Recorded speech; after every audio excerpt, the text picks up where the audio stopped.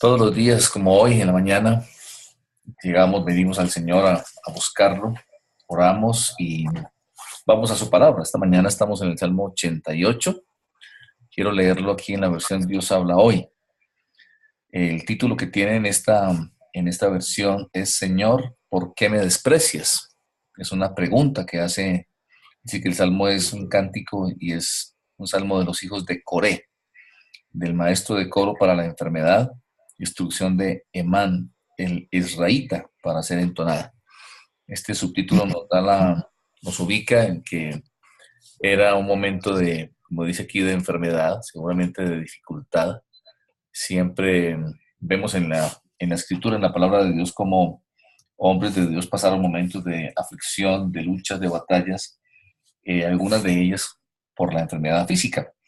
Entonces vamos a hacer la lectura, dice el Salmo: Señor, mi Dios y Salvador, día y noche te pido ayuda. Acepta mi oración, atiende a mi plegaria. Tanto es el mal que ha caído sobre mí, que me encuentro al borde de la muerte.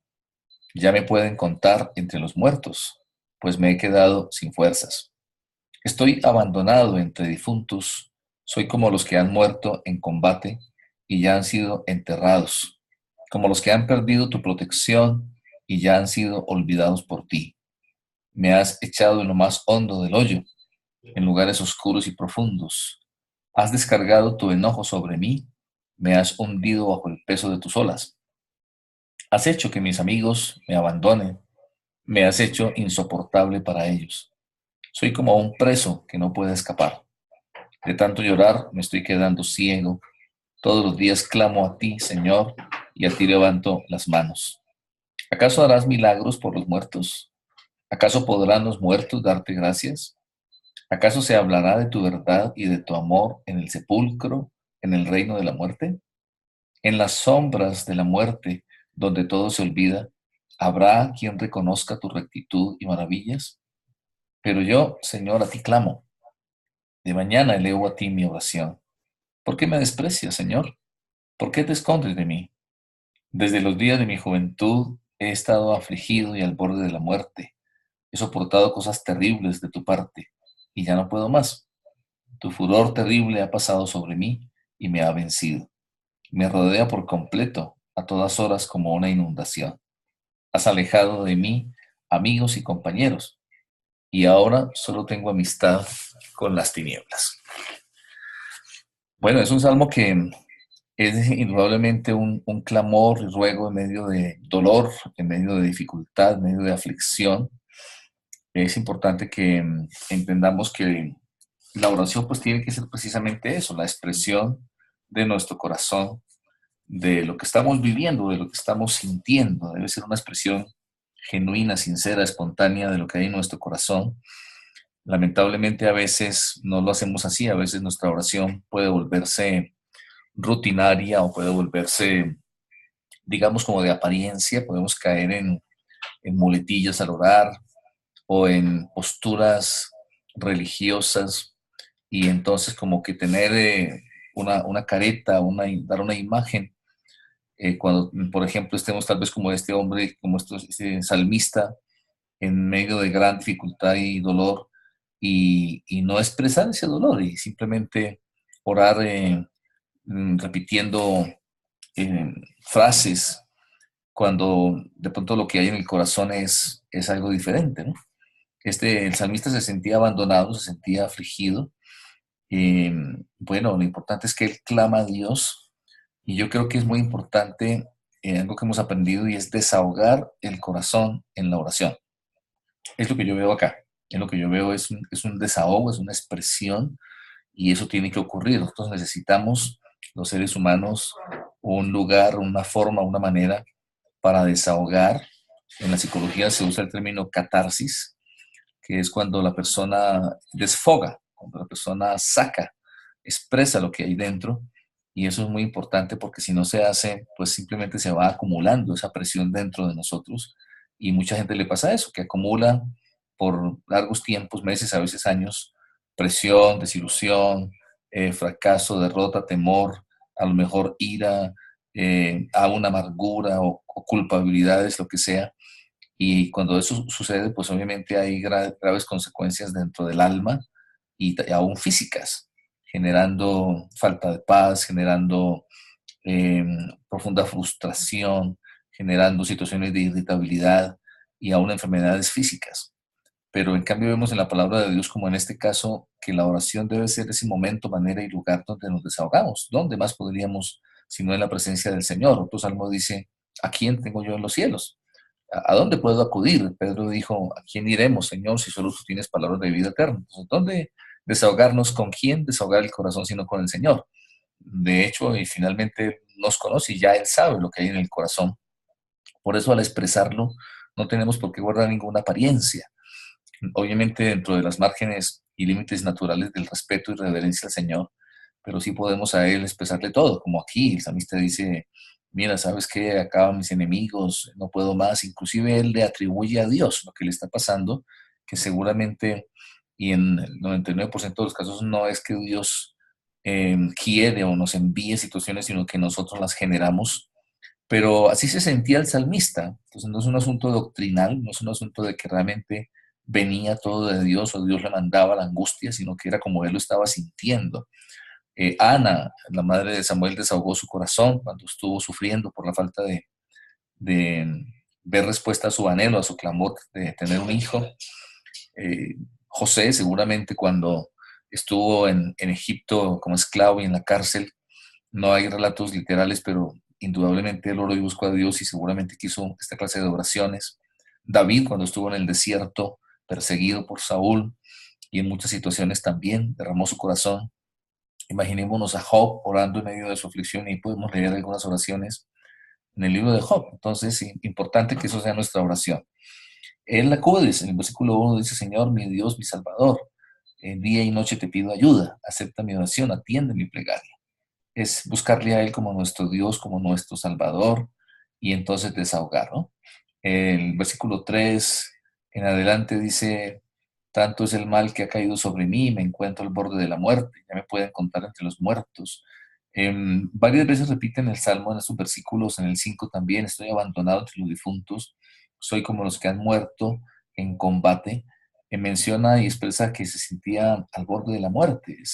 La muerte es humanamente hablando, lo último, lo más grave, lo más terrible, y así se sentía el salmista, se sentía que ya estaba al borde de la muerte, y por eso clama diciendo, como diciéndole, Señor, mira, y si me muero finalmente, ¿quién te va a alabar y de qué va a servir y cómo te voy a invocar si es que ya finalmente me alcanza la muerte? Usa usa expresiones simbólicas. En el versículo 6 hay algunas, dice, por ejemplo, me has echado en lo más hondo del hoyo, en lugares oscuros y profundos. El hoyo, esta expresión el hoyo, la expresión lugares oscuros, la expresión lugares profundos y la expresión las olas, son expresiones metafóricas que designan el Seol. El Seol era conocido como la morada de los muertos. En la cultura hebrea era llamado así, la morada de los muertos. También está en el versículo 11 la expresión el Abadón. El Abadón es el reino de la muerte, es el lugar de perdición, el lugar de destrucción, usado también como sinónimo de Seol en algunos pasajes, el reino de la muerte. Entonces, designa y expresa esto que ya estaba rebasando los límites, ¿verdad? Hay momentos en nuestra vida que vivimos no los problemas, digamos, normales o cotidianos que todos pasamos, dificultades y problemas, sino que a veces son situaciones muy dolorosas, muy fuertes. Una persona pierde, por ejemplo, un ser querido, un ser muy cercano, y hay profundo dolor, o cuando se viven procesos de enfermedad larga y dolorosa, cuando se enfrenta en lo personal o en la familia una enfermedad catastrófica, o cuando hay graves crisis económicas, etcétera. Hay situaciones particularmente dolorosas y seguramente que el salmista estaba pasando por algo así. Como les decía hace un ratito, dice que él inclusive le adjudica a Dios lo que le está pasando. En el versículo 7, has descargado tu enojo sobre mí, me has hundido bajo el peso de tus olas, has hecho que mis amigos me abandonen, me has hecho insoportable para ellos. Soy como un preso que no puede escapar. Le atribuye a Dios. Y yo insisto, siempre en mi propia vida y al leer en la palabra, ver la historia, Yo he observado que la mayoría de las cosas simplemente son consecuencia de nuestras decisiones, son resultado de nuestras malas decisiones o de nuestras acciones, cualquiera que ellas sean, y no necesariamente que Dios así lo quiere o nos manda. Más bien Él sabe ayudarnos en medio de la situación, sacarnos de esos hoyos en los que caemos muchas veces.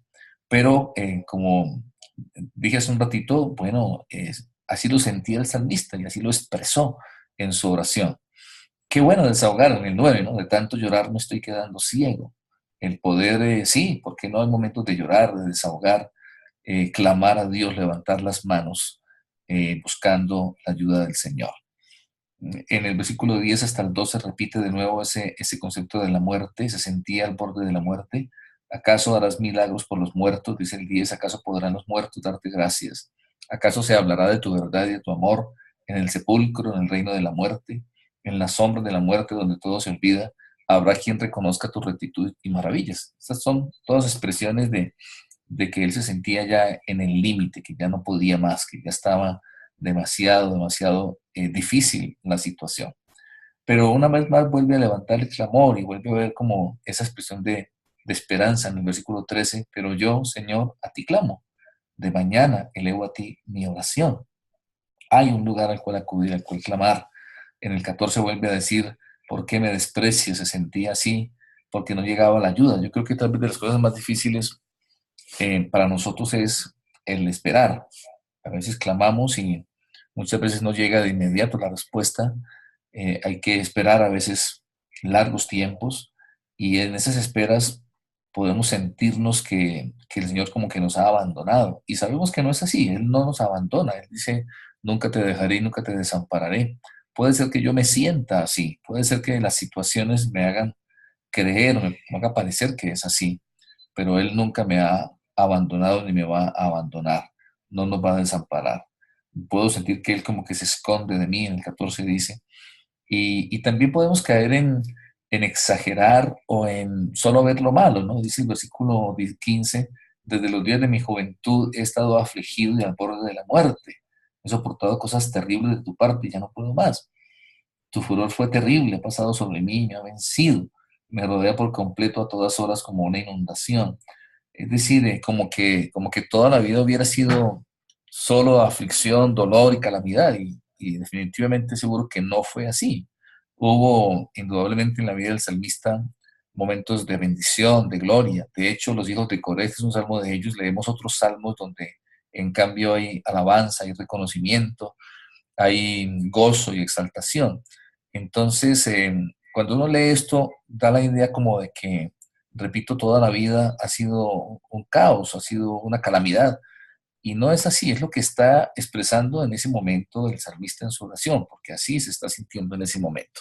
Y es válido, como dije, insisto, al comienzo, como ese desahogo que todos necesitamos y encontrar en el Señor la fortaleza, la paz. Cuando esto hacemos, venimos al Señor y desahogamos el corazón y lo más importante, de vuelta recibimos su palabra, su presencia, su espíritu, que es como un bálsamo, sus palabras que nos consuelan, que nos alientan. Entonces no quedarnos en ese hoyo, no quedarnos en esa depresión, este hombre estaba deprimido, sino salir, levantarnos. Como dice otro salmo, él saca del hoyo nuestra vida, Él afirma nuestros pies sobre la roca y nos pone en alto y nos permite salir al otro lado.